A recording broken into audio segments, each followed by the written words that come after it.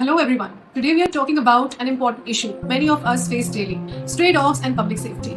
Let's understand the facts and find human solutions together. Stray dogs are a part of every street in India. Some are friendly, some can be intimidating, but when children, elderly, or delivery workers face attacks, or anybody for that matter, anybody you know, your relatives, anybody you love, public safety becomes a serious concern. Now, according to government data, and this topic has been the most discussed one on the internet lately, India has around 15 million stray dogs with over 2.5 million dog bite cases reported every year. India accounts for about 36% of global human rabies deaths, which is nearly 20,000 deaths annually, and this has been confirmed by the World Health Organization. In August 2025, the Supreme Court issued an important order.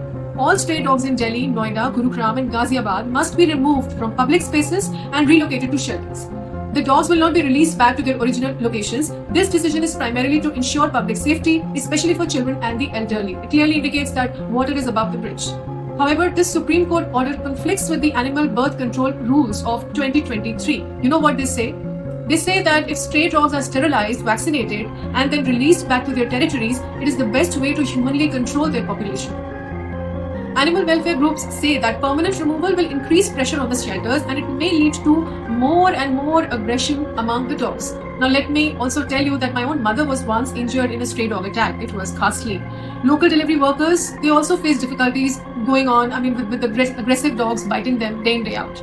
Rabies awareness also remains low, especially in towns that are remote. So that's again is fatal. So the ABC program is still considered as one of the most human and effective methods. Like you sterilize, vaccinate, and then release the dogs. This is the best way to control their population. Shelters also need to be upgraded, and authorities, feeders, and residents must work together. And we cannot rely solely on authorities while just reacting on social media and becoming keyboard warriors. Keyboard debates won't feed the hungry population of the dogs, or any street animal for that matter, or they can also not bring the victims back from the dead. A holistic approach is necessary. Local ABC camps run by feeders and residents together. We have to work from ground up.